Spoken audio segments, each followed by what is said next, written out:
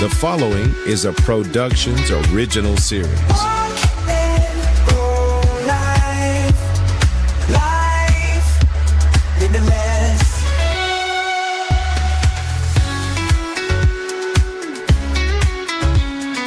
Hello and welcome to Walk and Roll Live.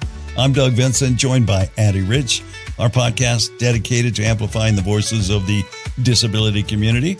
I am a polio survivor, and you, Addie? I am a cerebral palsy kid. All grown up. All grown up now. All right. Give us an update on your wonderful week in California. You're still in California, yeah? I am. This is my last week now, but last week was the week of packing up, Tetrising a pod.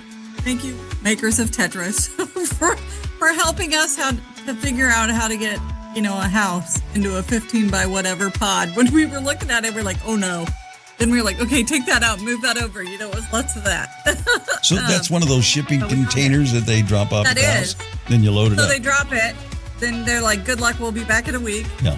And then where does it go? Does it sit in the yard somewhere until you say, bring me my pod? When you know where you're going, you call them, and it's like a 3 to 5 day window, and they bring your stuff. And they bring it to wherever you'll be then. Yep. Yes. Oh, very nice. Like I say, that's the best way to kind of move when you don't know where you're going and when you'll be there. And probably a lot less expensive than paying a mover. For sure. For a cross-country mover, you bet. Yeah. And then they'll drop it in any city across the United States? Yes. So they drop it in your driveway or depending on where you are, a parking spot or whatever, and then you have so long to unload it. And basically your obligation to them does not terminate until they get their empty pod back. Yeah. Very nice. Man, it's pretty cool. Wonderful time to be alive. Isn't it? Yes. But my sister and my mom and I have all discovered we have muscles you never knew existed because they all hurt. Oh, yeah. It's like almost a workout. You do that every day. You don't need the gym. For sure. Right? I'm not starting a moving company anytime soon. So it's all complete? It is complete. Closing is this afternoon. And then your sister's going to be a wanderer and her son for a while, right? For a while. That's awesome. Yeah, I know. I think it's a good adventure. So. Yeah, absolutely. Is she still young? She is. Yeah. We're young. We're only 20 years old. Me too, in my mind. Right? How was your week? It was good. Kind of a low key week. At the Tuesday meeting at the American Legion Hall, with the car club, and that was fun. Yeah. And then it's summertime, right? It dawned on me probably last week. I was like, oh, because I used to see my granddaughter every week. I go over there every week, at least for one day, and just hang out with her, and we get the pool out, or we do different things. And, and I've done that ever since she was a baby. So, now she's went into kindergarten. And nowadays, it's some people I talk to said, well, they've been doing that a while. And other people say it's new. So I don't know. But now schools, all grades, elementary, all grades go to school the same amount of time during the day. Okay. There's no, there's no morning class of kindergarten and afternoon class. So everybody gets out at 2:30, 3 o'clock, something like that. So, she gets out, then she comes home or comes to grandma's house and they don't do any homework that they have. And she feeds her before mom and dad come. So there's not enough time really to get all that stuff out. So I haven't really been seeing her regularly like that. We get together on the weekends here and there. So it dawned on me and I'm like, hey, you got the granddaughter? She came, they said, yeah. So I went by and got the pool out and just, played some games. And I got her this thing where it's like a disc. It almost looks like a Frisbee disc, but there's a strap on the back and you hold it. And then the inside is like material, like the half of Velcro, the plastic scratchy part. And then you throw a tennis ball at it and it sticks to it. But this is like 10 times stronger than any Velcro I've ever had. So I bought these things for her easily 2 to 3 years ago. And we just really couldn't play it because she wasn't strong enough to pull them off this mitt. Oh yeah, so to speak. So she brought those out and said, hey, let's play with these. So yeah, so we finally, after all this time, got to play with those. And then of course we went to breakfast yesterday for Father's Day, or day before yesterday for Father's Day. Nice. Yeah. And go to the farmer's market and, get some fresh vegetables and some strawberries. Yeah. So we had a good day. And she's just at that age where every time I don't see her for a couple of weeks, it's like I can see the growth, Yeah. She's taller and like, stop.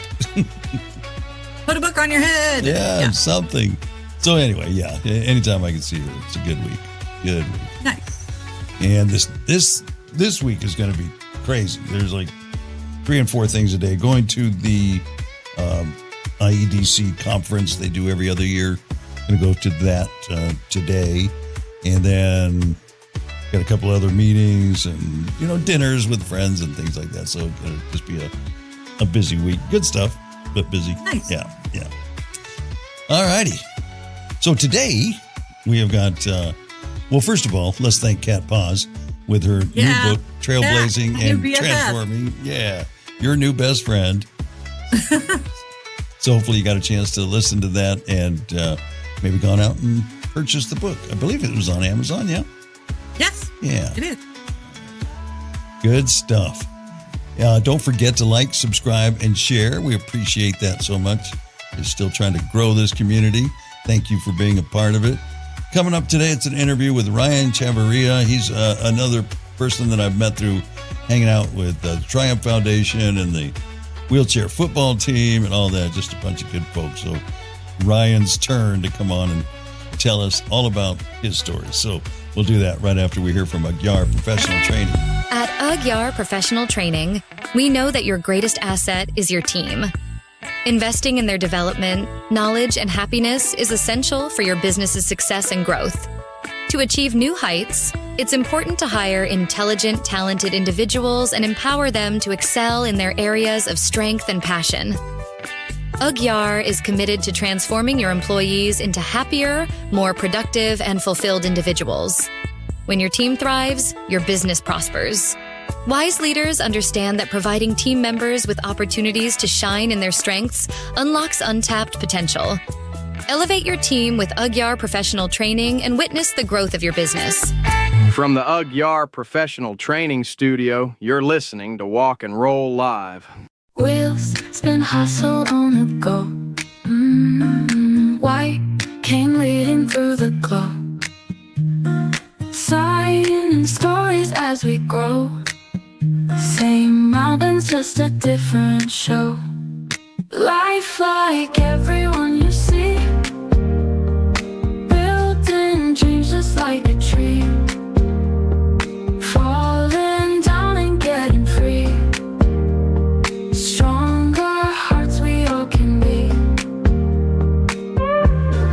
Tech that talks and shows the way. And back to Walk and Roll Live. Today, we have Ryan Chavarria with us. And I'm going to just kind of give you a chance to give us the brief overview of Ryan. Just, name where you're from and like to get your disability status here on our disability stories.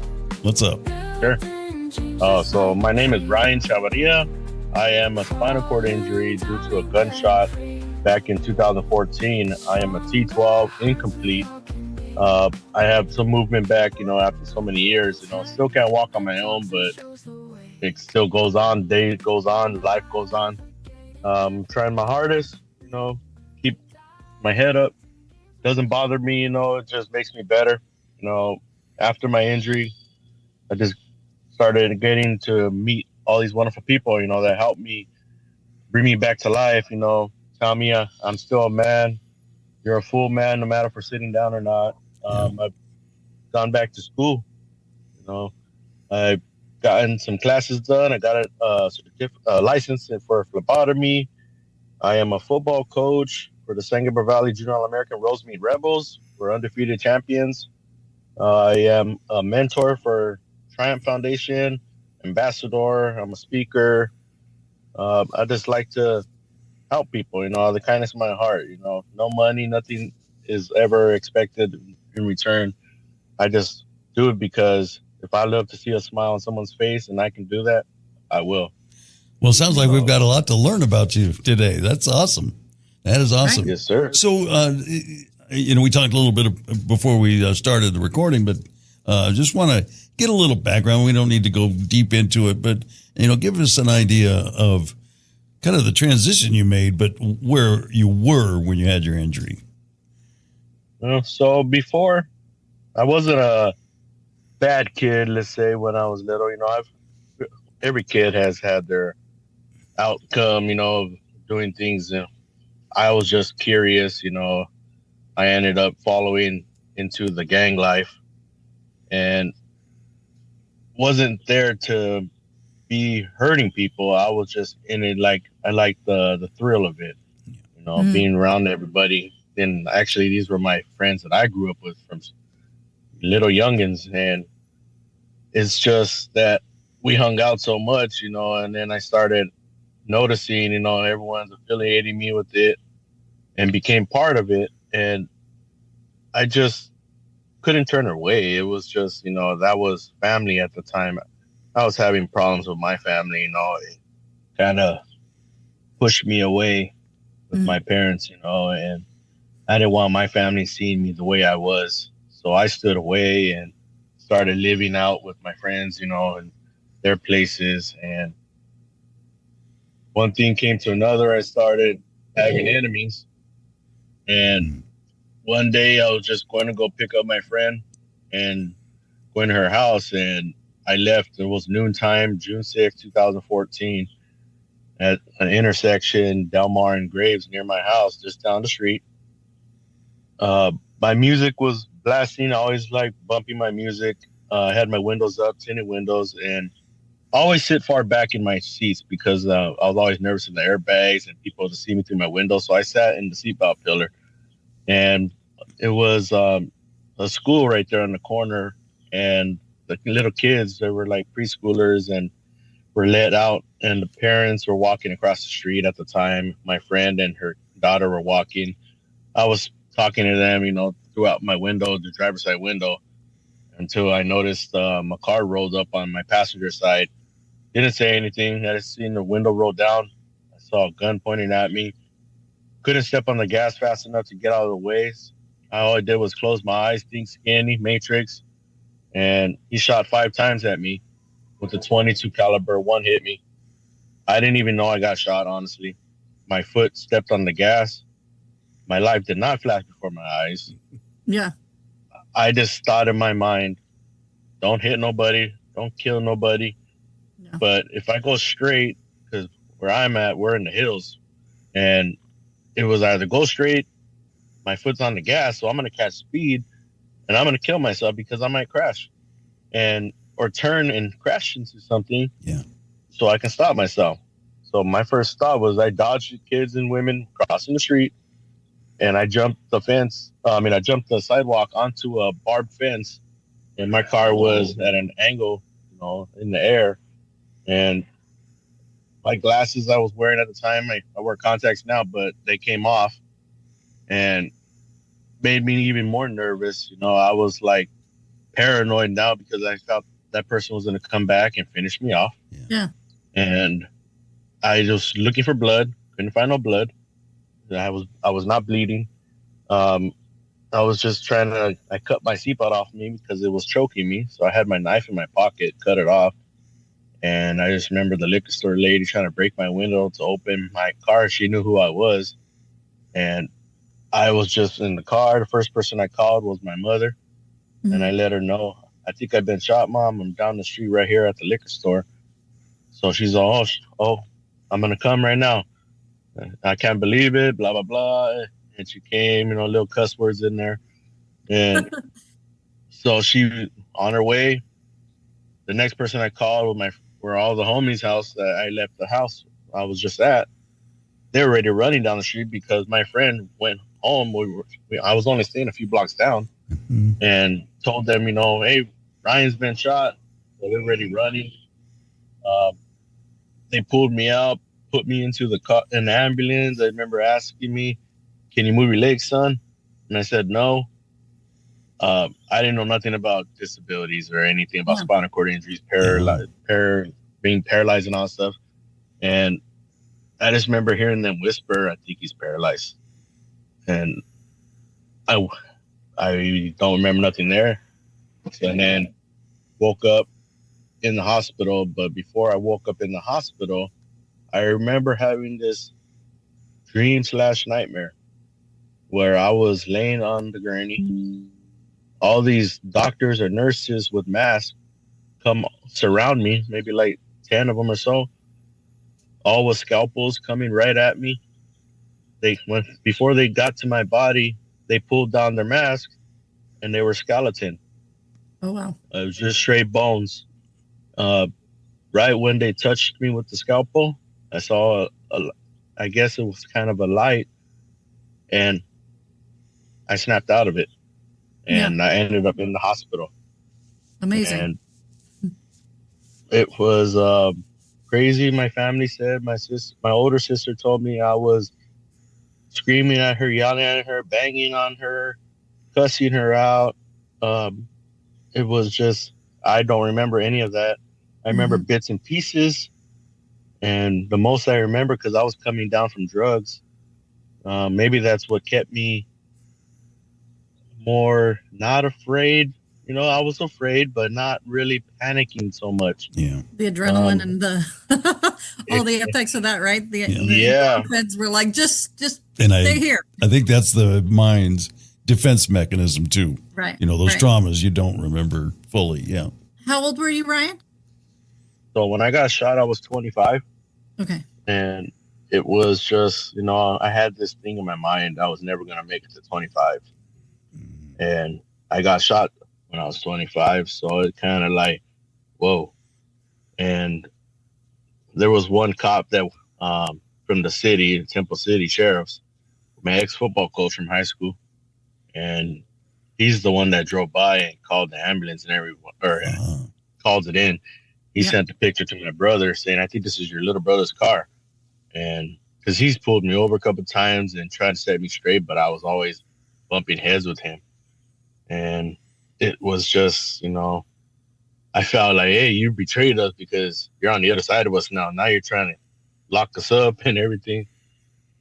But since that day, though, my life has changed dramatically in a good way. Yeah, yeah. I don't regret what I did. At the time, I felt like I did, but I would have never got to the point where I am right now in my life. And right now, you know, God has a plan. Everyone keeps telling me that. I used to say, you know, I didn't know God's real, you know, like they say it's a belief system, but people now don't know if it is true. Is it just something that you're just supposed to look forward to? We pray, but sometimes nothing happens. It's faith, man. You know, it's faith. And that's what it is. It's just something for you to believe in so you can have something to look forward to, look up to. You know, God, greater on demand. Oh, He is there. He's showing me the way through all of you guys. You know, and it's. So are you more of a believer now? Emotional person. Are you more of a believer now?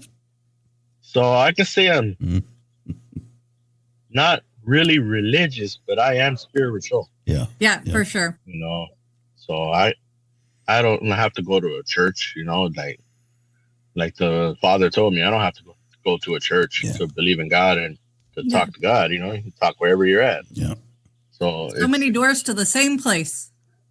Yes, and it's just, you know, like now I still have questionings about that. You know. Yeah. But I am closer to Him, I can say. I'm praying every day, you know. Every time before I take a bite or something, I pray, you know. Thank you, Lord, for letting me be here. Wake up every morning. Every time I wake up in the morning, you know, thank God I'm awake. You're here. I did flatline in the hospital. I bled internally, all my blood, because of all the one single 22 bullet that hit everything inside of me. They went crazy. I don't have a few organs in me, you know. And look at it, you can still live without them. Yeah. I'm doing great right now, you know.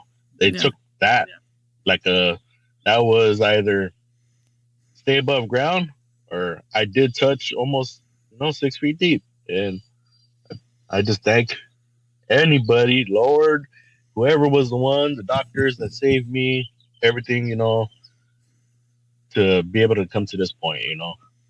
It was your tag up for your next chapter, right? You went, tagged up, went, okay, I'm done over here for a minute. Yeah. I got my back. So yeah, that's what I was gonna say. Tell us about that, turning that corner. So did somebody come visit you in the hospital? How did that work? I was in like 4 hospitals, but it was only within like a month. So insurance wanted to kick me out of my rehab. I ended up at Casa Colina Rehab. Nice. So they gave me 2 weeks, and my older sister, she's an RN charge nurse for Pomona Valley, so she knows the doctors, got me an extra week. So I was there for 3 weeks. But Anthony from Triumph Foundation, Andrew, they all came to my room. And I just remember Anthony talking about, you got this, like, you should see the truck I'm driving, it's a big lifted truck.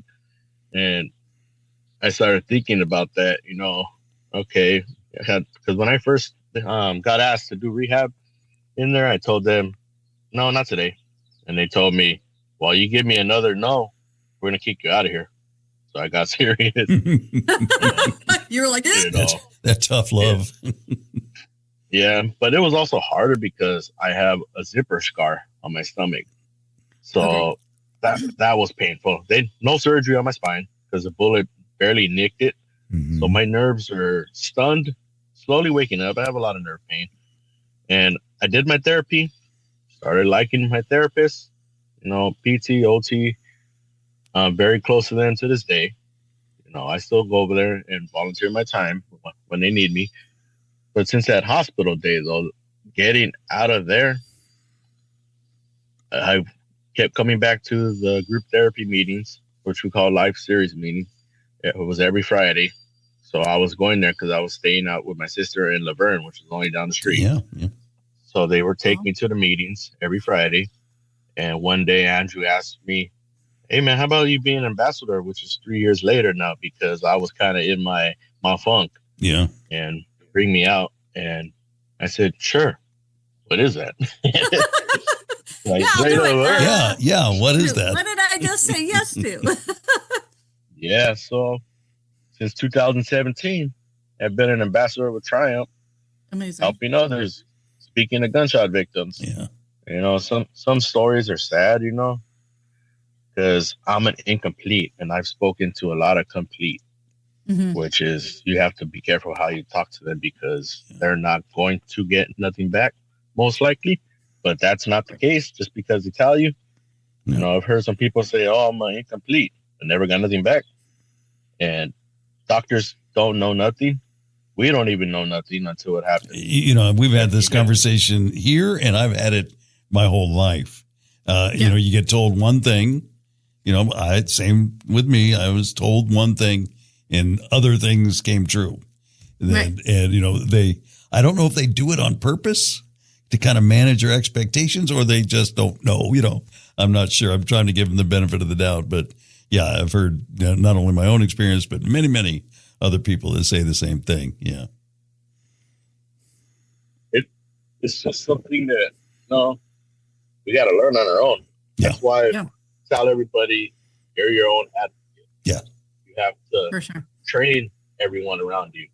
So all my doctors always just tell me, and I'd be like, no, I know my body better than anybody.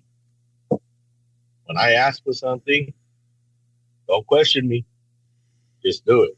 Yeah. Because all this back and forth, arguing is not helping me. And it's not helping you. I'm trying to teach you guys something. My body has a certain pain, meaning something's wrong. You can't tell me, it's normal. Oh, no, you don't.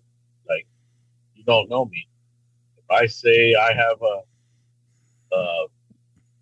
a level from 1 to 10 pain, if I tell you a 4, for me, I have a high pain tolerance. It's an 8 to a normal person. Exactly. So they had me on all these painkillers, methadone, oxycontin, Norcos. When I go in the hospital, it was morphine and Dilaudid, and I was never waking up. Like I was always tired, groggy, my stomach constipated. I would only wake up, use the restroom, eat, go back to sleep.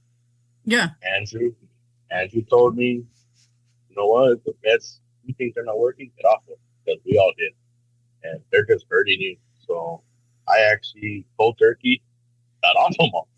And I remember my doctor telling me, shouldn't have done that. You could have gave yourself a heart attack. And in cardiac arrest, I'm all, you don't know me. I've been on harder drugs. I've stopped them. These drugs ain't nothing. Yeah. So I've been off all the painkillers and everything since back like over 8 years now. So what did you do to, to help you relieve or at least manage the pain in your mind? Honestly, I have the same pain. Yeah. And me staying busy and being active and doing things and helping out people and coaching, it just distracts my mind away from my pain. I notice my pain hurts more when I'm just sitting around not doing nothing. Yeah. Right. I notice it more. So that's my medicine is me staying busy. And I would get UTIs back to back too. And it sucks when you get a urinary tract infection, so I learned something new now because I started going to the chiropractor about 2 months ago now. And the doctor told me, because I know about spinal cord injuries and I've helped them a lot. He's try drinking kombucha. So I was like, that nasty drink? Yeah, you're like, so once I went and got some bottles from Walmart, started drinking it. 2 weeks into it, I got used to it. Like it's not that bad if you hold your breath a little bit, And got a test done from a urologist because I thought I had a UTI because I was getting it back to back. After I finished my antibiotic, like 3 days later, I got it again. So he's all, no, you don't have an infection. Oh, you're lying. So no, look at the results. So okay, but I kept drinking it. I'm thinking, okay, maybe it is. And 4 weeks go by. I had another test that I thought I had another one. No. So I'm all, you lying to me. It's really your nerves working. are just like, we're used to this sensation. So after that month, I told my parents, hey, it's good for gut health and everything. Why don't you guys try it? No, we don't need that stuff. So I told my dad, it's not that bad. Dad, you like apple cider vinegar. That's basically what it is with flavor. So I actually got them drinking it now. So we drink it every day. You just don't want to kill yourself on it because it does have 0.5% alcohol, I learned. Yeah. So the people that are in like rehabilitation from alcohol, I don't recommend for that. But if you're having bad UTIs, it's worth a shot because it is working for me. I'm still taking other meds, for it and trying to drink a lot of liquids. But so far, I'm a month and a half in now, and nothing.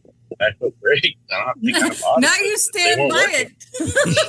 Yeah, and I love it now. I crave the flavor. Right? And that's, so it tastes really good to me now because I know it's healthy.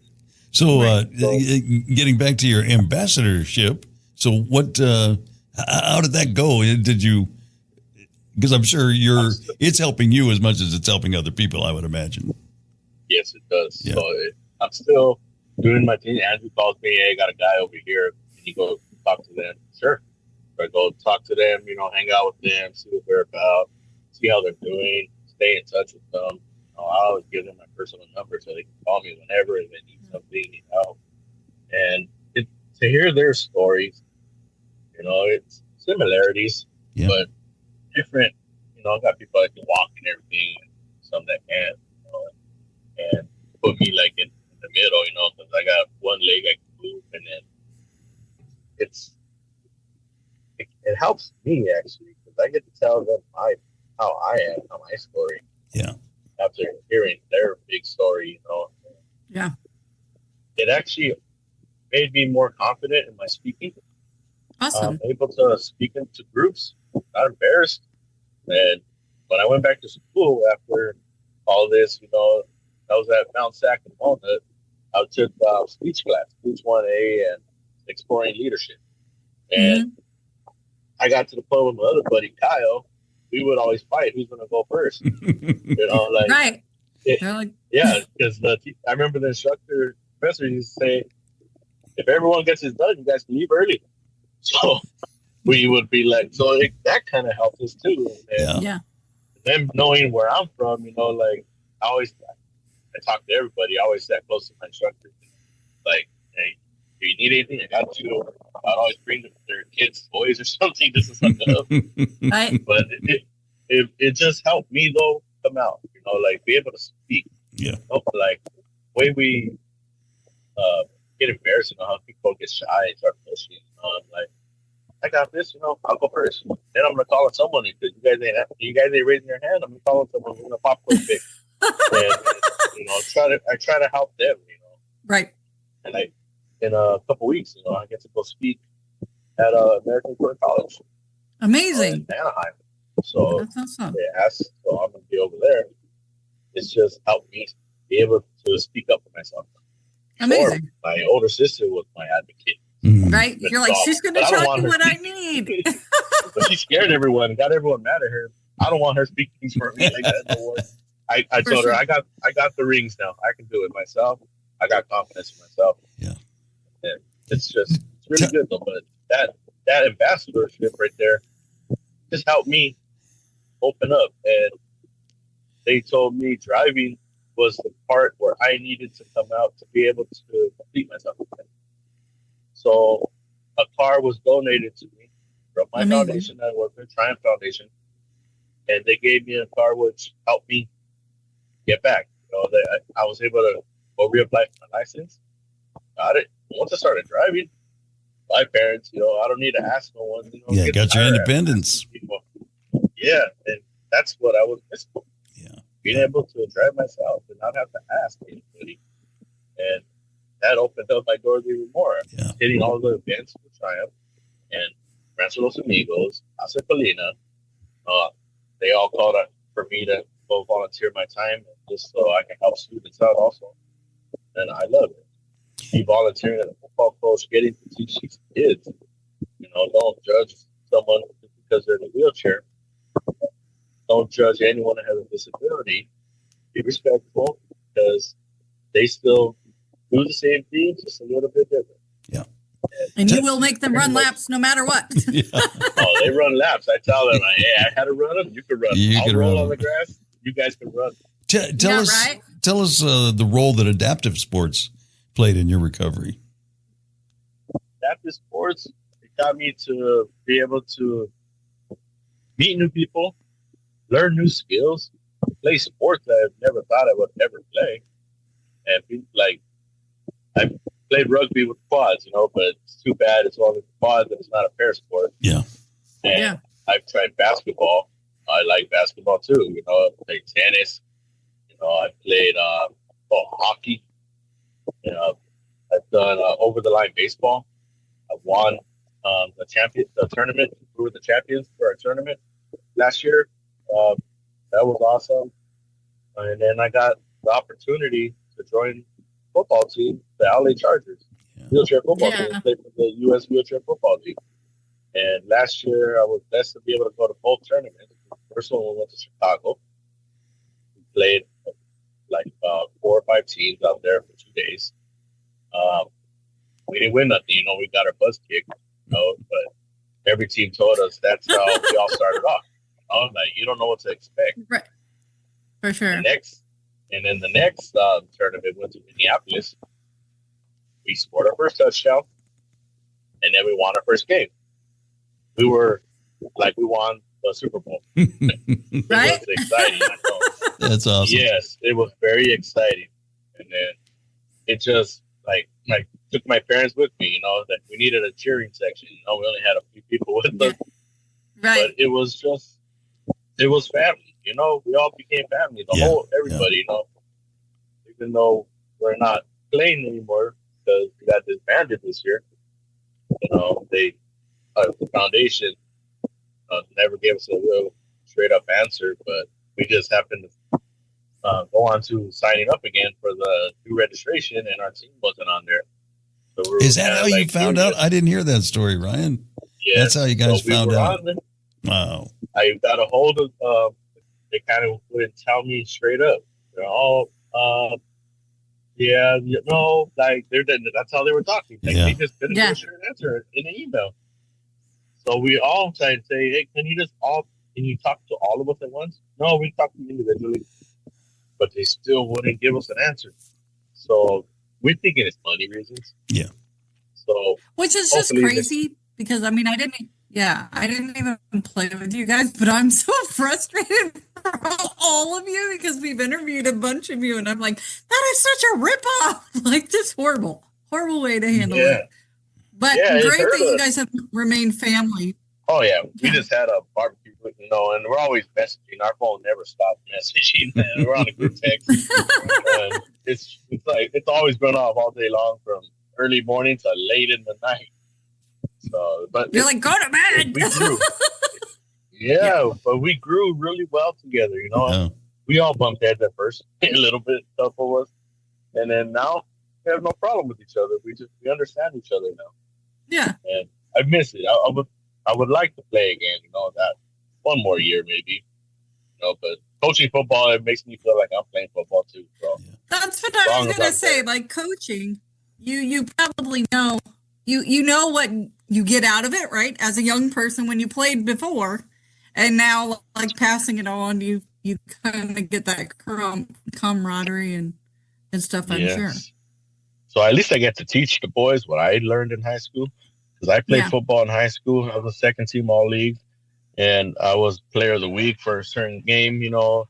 I was the smallest of the line, but I was faster than my line. So it was, fun. You just be able to go back, and I still keep in touch with my high school because we have the boys. We give them an opportunity to play on the field for one game, so they get to go play on a high school field, turf, just to get that experience, make them feel even more proud of themselves, That's cool. But I can't complain, every day is a new day, and I like to do things, to make my day just feel like worth doing something, like make it worth it, not just let it go by and be like, I didn't do nothing. Well, it sounds like we had Coach Eric on a few months ago, maybe now, but it sounds like he's working on something to keep it going. Maybe a rec department league or something with the city of LA. That'd be awesome. Yes. So he hasn't given us much yet. You gave me more right now. Doug. Well, we're and I like I say, in the beans, Doug. We're almost on live. Right?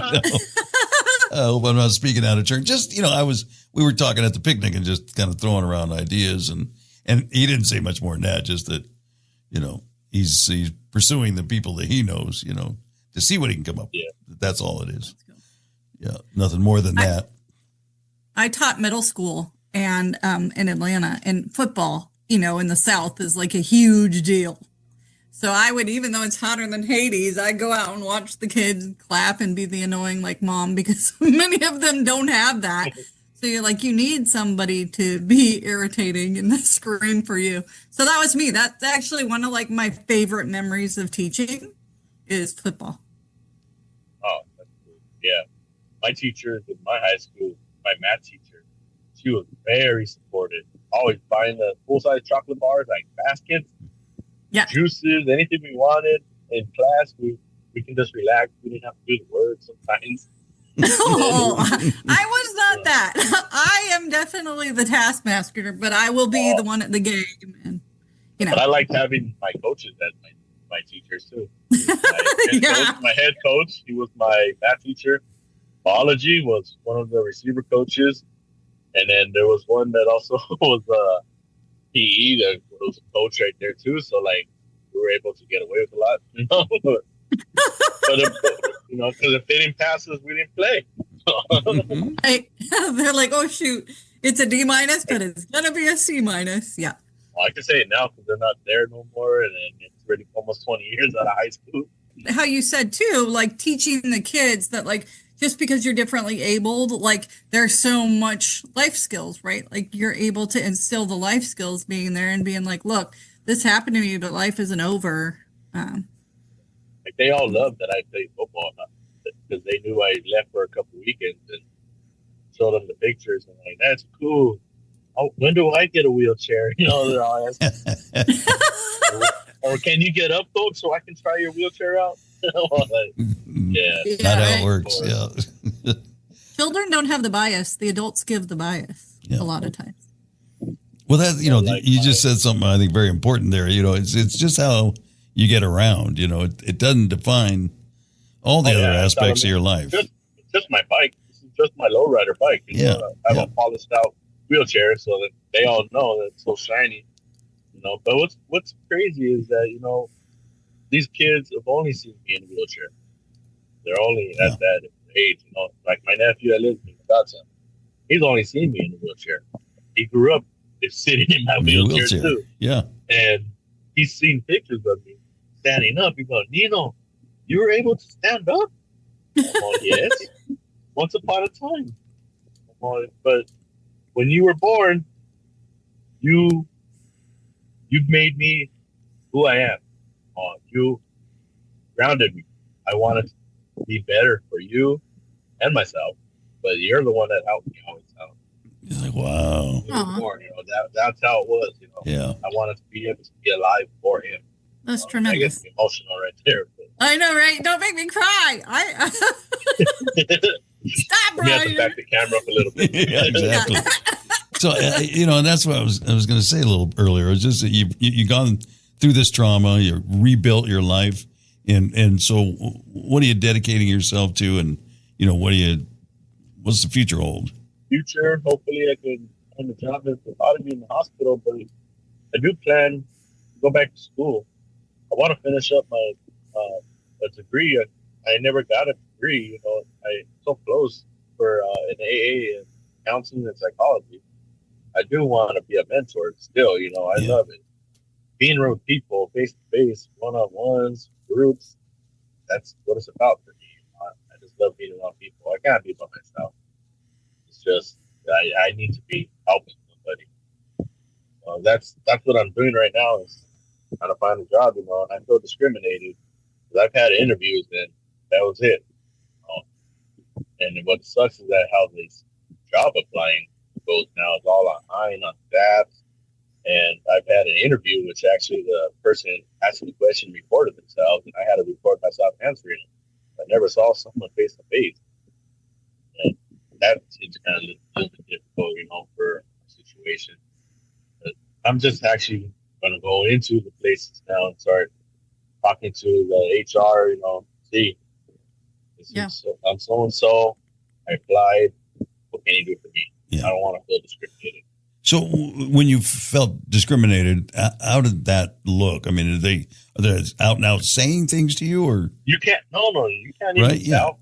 But not getting back you to feel me like you said they would get back to me. Yeah, I just started thinking that, you know, they know I'm disabled because when you apply on these apps, your social security numbers in, so it already knows that you're disabled. So like a waiver pops up, like yes, I am, and.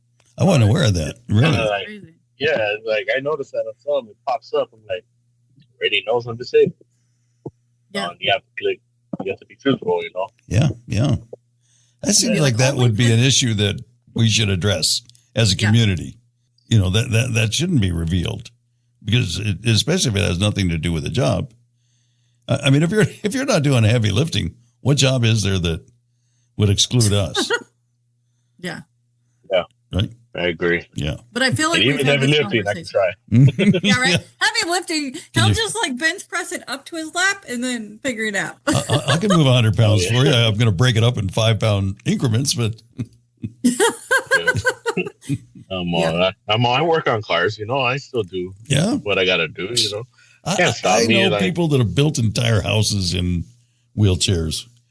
You know, my friend is he's the owner. He's the CEO of his own landscaping business. Not landscaping, but construction. You know, he's the foreman, and he's in a wheelchair. Yeah. You know, so Yeah. I guess we just got to start our own business. That's what it is. That's it. Now I'm only going to hire people with disabilities. And how are Take that.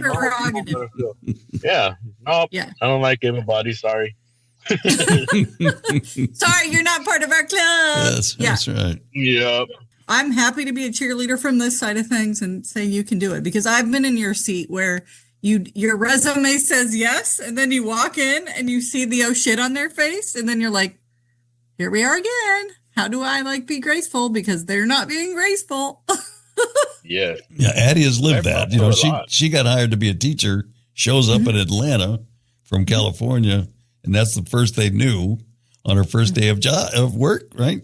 Yeah, well, it was the first day of the training in Texas, and they had nothing prepared for me, and they were kind of like, "Oh shit,"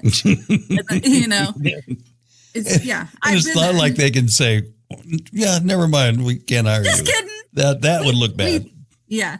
So I am here. You can gripe to me all day long about it. Oh, good. You're all those SOBs, man. Yeah, right. I just lay it out. You'll feel better. But yeah. It's sad that we have to say something like that. Yeah. Yeah, they got to go back to the old ways where you just walk in, ask for application, and you get sometimes on the spot job. What do you call it? The interviews right there. Mm-hmm. So that's how it used to be. Well, I don't like not so long ago. I know it's easier, but it's laziness. But like you say, go in and say, hey, do you have an application? I'd like to talk to somebody in HR who might be able to tell me more about this job. Yeah. And then charm their pants off, because you know how to do this and do all the talking. I brought these for your kids. There you go. Yeah. Right. Do you like cookies? I will bring cookies once a week. Yes. Whatever you like, I'll cook it for you. That's right. So what words, through your ambassadorship, I'm sure you've kind of learned, what people need, that kind of thing. So what's the biggest piece of advice you can give? I mean, you go in when somebody's in the worst part of their lives, right? That's what you're smack dab in the middle of. And I'm sure from person to person, you're received differently. Some probably just want to kick you out of there. They don't want anything to do with you. Oh yeah. Right. Yeah. And there's some that listen. Yeah. Yeah.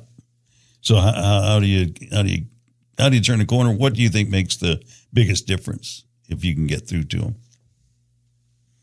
Just having someone to be there for them. Yeah. Having someone to kind of ask them, what do you need? Listen. If they're talking, don't interrupt them. Just let them speak, to see it. And then once they start opening up, but there are some that they won't open up until you give them something about yourself, which kind of touches them. Then they start opening up, I've noticed, Yeah. Because they see the card that we have and it has all these questions. Now, why do you need to know all that? That's too much info. That's privacy. Well, can I explain something to you, about myself to help maybe open up, to see how you can try to help me? We just want to keep in touch, just if you ever need anything, just want to talk, or just to call us and we can maybe get you something that, help you make your day, make your life easier. It's difficult sometimes, to be able to speak some, because I've had some, no, get out of here. I don't want to speak. Yeah.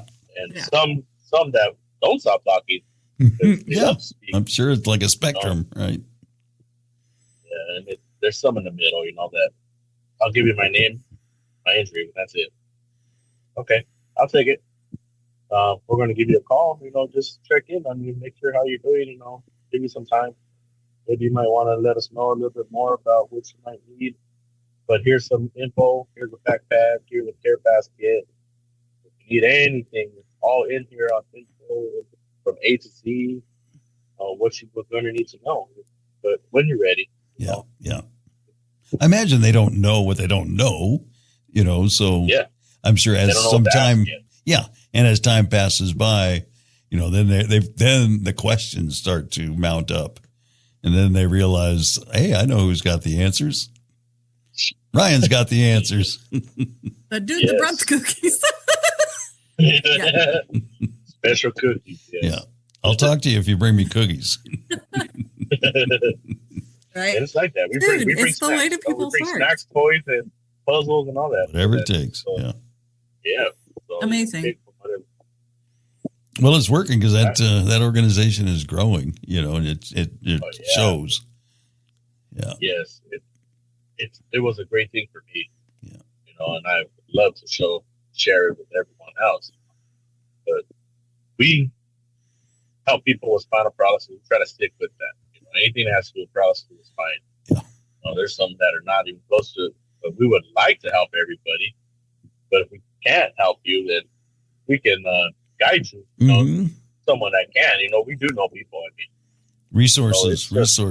Yes, resources of everybody that we've met through all these events that we go to. The Abilities Expo is one of them.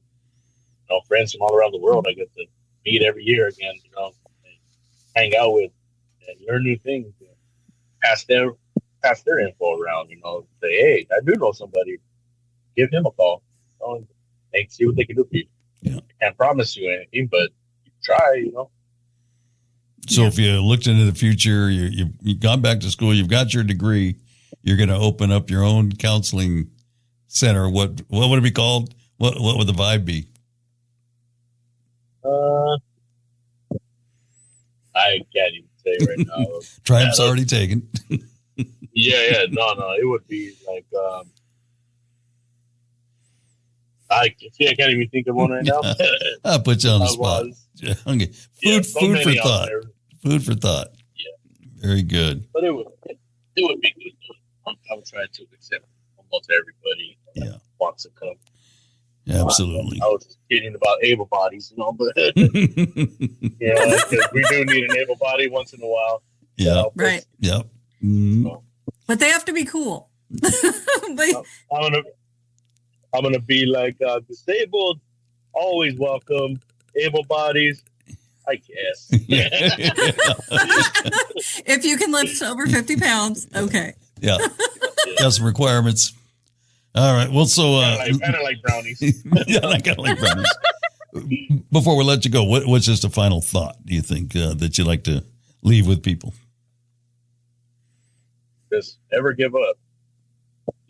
May not have to follow someone else's footsteps, wheel tracks. Make your own. Let them follow behind you. Lead the way. Be a leader. Don't be the same as everyone else. Try to overcome that. Just be great. As long as you think you're great, hey, you're great. Then your heart, and that's all that matters. Who cares what other people think? Judgment is just a judgment. I do what I like to do that makes me feel good, that makes me feel great. So I keep doing me. And if you want to follow in line, get behind me. I'm making the tracks as we go. I'm going to lead you the good way. Just keep doing. Ryan Chavarria, thank you for joining us on Walk and Roll Live. Appreciate it. Yeah, thank you for having me. This was fun. Ever wish you could tour the world's most enchanting wineries in just 5 minutes? Join Forrest Kelly on the Best 5-Minute Wine Podcast, your passport to quick, captivating journeys through global vineyards. Each week, uncover hidden travel gems, savor expert insights, and collect irresistible wine conversation starters. All in the time it takes to enjoy a glass. Named one of Wealth Magazine's best travel podcasts, it's the perfect pairing for your busy life.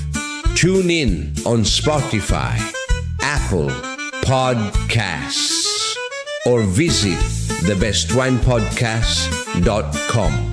The Best 5-Minute Wine Podcast. Sip-sized stories, full-bodied flavor. From the Ugyar Professional Training Studio, you're listening to Walk and Roll Live. Ryan Chavarria, thank you for coming in and telling your story once again. And I think it came through, his passion in the interview. And I've seen him a number of times now at different mixers and things like that. And man, he comes across as, I'm here to help. If you need me, I'm here for you. I know it's a tough time, I've been there, and we can get through this together. Amazing guy. So I'm amazed by that story. I mean, there's so many pieces I'm amazed by, but I am amazed that he had the presence of mind to drive up a fence after being shot to avoid hitting people. Mm-hmm. Like, and he told that part of the story. Like, we use video, even if y'all don't see it, and my face was like, whoa. Just because you think that you kind of not like lose your mind, but like that you would step out of the zone because something crazy has just happened. Like, you're trying to get away from that circumstance, right? So the fact that he's like, I distinctly remember aiming for something that wouldn't hit people, I was blown away. Yeah, amazing. Because like you say, I mean, of all things to try to get away from, that's one of those things you really want to get away from. And it seems like you'd be very focused on that and wouldn't be able to focus on anything else. But yeah, that's why I'm like, it's amazing in how many stories you and I have heard when catastrophic accidents or incidents happen. People talk about a presence of mind. Not that I ever want to have an event to see that that's the case, but don't want to test yourself. I am always blown away about how people talk about, you know, this came crystal clear, like don't move or, you know, doing a specific action. So yet again, another story where I'm like, whoa. You know, and then of course, everything else that followed, you know, this, what an event in his life. And I thought about saying it, but it just seems like it happens in so many of these stories is sometimes these events save their lives. Oh, for sure. And I mean, he says that in the interview. Yeah. Like, he would not be alive if that had not happened. So I guess in the stories we continue to hear, do not be afraid of a turn in your road because that turn might be saving you off of the road you should never go down. Yeah. Well, and I'm sure also in that moment, it feels like, you know, this is a bad thing and my life is over, you know, so to speak, you know, but, you know, on reflection, you know, it may take a few years to get there, but you look back and you think, I wouldn't change a thing. That saved my life. Right. I may not be here if not for that. Right. Maybe it's constant enforcement of the statement, hindsight is 20/20. Exactly. Through many different stories. So yes. All right. This is where we usually tell you what's coming up next week, but our guest didn't make it today. So hopefully we'll have something this week in the way of an interview so that we'll have a show next week. So, you know, cross your fingers for us. Anything else you'd like to leave us with? Any nuggets of wisdom? Nuggets of wisdom. Eat your favorite food today. No. I know, because normally you'll say, what's coming up this week? And for me, I'm going for clam chowder.